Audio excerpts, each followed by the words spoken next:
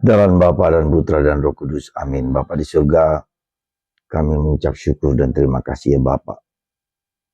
Kami boleh sekali lagi diingatkan untuk berani mengolah, mengontrol, dan mengatur keinginan daging kami, keinginan nafsu kami, untuk kemuliaan Allah yang lebih besar.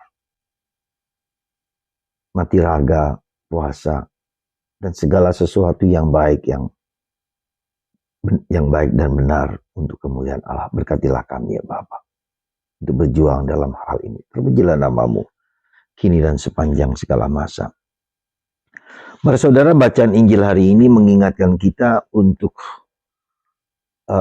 mengikuti apa yang Kristus kehendaki bagi kita. Barang siapa tidak memanggul salibnya, dia tidak layak bagi murid. Berulang-ulang dikatakan ini. Sejujurnya kita juga tahu bahwa kita tidak cukup menjadi manusia duniawi, manusia ragawi, manusia jasmani. Tapi kita dipanggil untuk menjadi manusia rohani, manusia ilahi. Dan sekali lagi kita diingatkan akan panggilan yang tidak mudah ini. Di zaman yang serba hedonis, di zaman yang serba materialistis, di zaman yang serba mengagungkan kedagingan manusia, mengagungkan nafsu-nafsu manusiawi yang sangat vulgar, dari yang sangat vulgar sampai yang sangat halus sekali. Kita bisa melihat bagaimana orang diajak untuk mengagungkan keinginan-keinginan daging, keinginan manusiawi. Bukan jelek, bukan, tetapi kita dipaksa untuk dikungkung, dibelenggu oleh keinginan itu. Dengan sangat mudah orang bisa online beli apa saja yang kita maui, beli apa saja yang kita sukai untuk mengagungkan kedagingan kita. Dan contoh hari ini para Karmelit merayakan Santo Nonius Alvarez Parreira, seorang kudus dari Portugis, yang seorang tentara yang kemudian istrinya meninggal, dan dia punya posisi yang bagus di dalam ketentaraan, kemiliteran. Tetapi ada dorongan dari hatinya untuk melepaskan semua itu. Lalu dia ketika istrinya meninggal, maka dia masuk biara Karmel di Lisabon, dan dia mendirikan biara sendiri. Di sana ia mati raga, puasa, dan hidup dalam penyerahan kepada Tuhan lewat Bunda Maria. Saudara, saya mengangkat tokoh sederhana ini sebagai seorang bapak, katakanlah seorang awam. Dan itulah tantangan kita sebagai awam. Bukan hanya awam, kita semua. Untuk hidup, ya, mengatur, mengolah kedagingan, ya, mata, panca indera kita, untuk kita olah dan kita persembahkan kepada Tuhan. Kita bagikan kepada Tuhan. Dan ini menjadi sesuatu yang sangat tidak mudah bagi kita di zaman ini. Ketika orang mempunyai uang, ketika orang mempunyai harta, apa saja.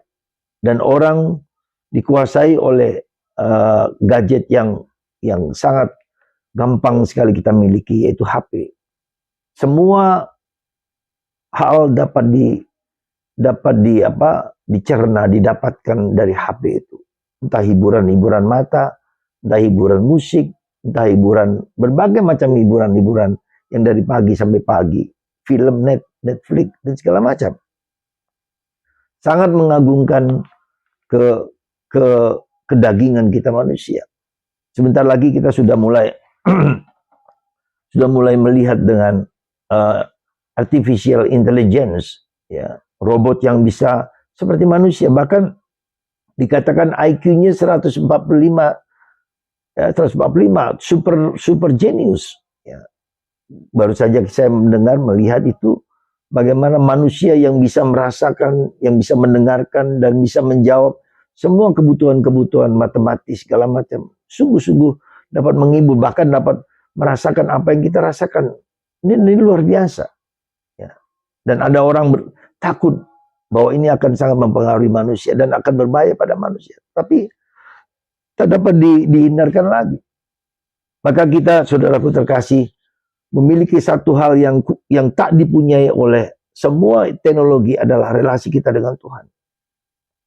Nah, relasi kita dengan Tuhan bisa saja menjadi relasi saya dan objek. Tuhan menjadi objek saya. Ya, Tuhan menjadi, saya minta terus-menerus pada Tuhan, saya menganggap Tuhan bisa memberikan apa yang bisa terbaik untuk saya. Dan sekarang sudah tergantikan dengan artificial general intelligence. Jadi robot ini bisa sejajar dengan manusia, bahkan lebih tinggi dari manusia. Apakah itu berbahaya? Bisa berbahaya.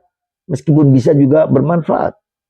Tapi kita ada satu hal yang tidak bisa dilepaskan, itu relasi kita dengan Tuhan. Maka saya berharap, kita berharap supaya relasi kita dengan Tuhan adalah relasi lebih daripada sebagai objek, tetapi sebagai subjek. Allah adalah pribadi yang mengerti, memahami, menyelami, sampai ke dalam-dalamnya aspek rohani dalam diriku.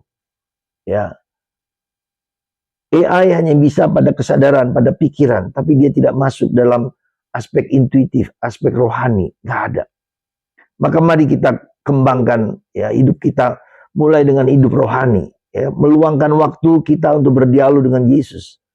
5 menit, 10 menit per hari, lalu hati kita ungkap, kita komunikasikan dengan Tuhan, berbicara dengan Tuhan, mengalami Tuhan, merasakan kehadiran Tuhan.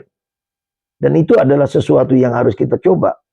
Ya, jangan merasa sulit, berat dan segala macam. Memang, tapi lama kelamaan sekali lagi, ya, kalau kita memiliki suatu relasi yang dalam dengan Dia, maka kita berani mengorbankan waktu, tenaga, pikiran, ya, untuk diam dan hening, untuk berdialog, untuk berbicara dengan Tuhan, untuk bahkan mengalahkan ego kita, bahkan mengontrol hidup kita, supaya kita bisa berkomunikasi, berdialog, dan mendengarkan Tuhan, kebijaksanaan, keutamaan Tuhan. Sekali lagi, termasuk kita mengatasi kelemahan-kelemahan mati raga kita, ya, puasa kita, dan kita mau mengandalkan lebih daripada yang kita mau ini. Sekali lagi para saudara, ya, mengapa sulit? Itu karena kita seringkali tidak bergaul dengan Tuhan lewat Roh Kudus. Bunda Maria mempelai Roh Kudus, kuatkan aku, hadirkan Yesus dalam diriku dan Roh Kudus. Semoga Roh Kudus membimbing, menuntun kita untuk berdialog, untuk berkomunikasi dan merasakan kehadiran Tuhan yang penuh kasih sayang. Tuhan memberkati kita semua. Semoga kita semakin dekat dan merasakan kehadiran Tuhan lebih daripada sebelumnya. Dan kita mohon Roh Kudus lewat Bunda Maria. Dan Anda, kita semua akan diberikan karunia itu. Berkat Tuhan atas Anda semua, Bapa, Putra, dan Roh Kudus. Amin.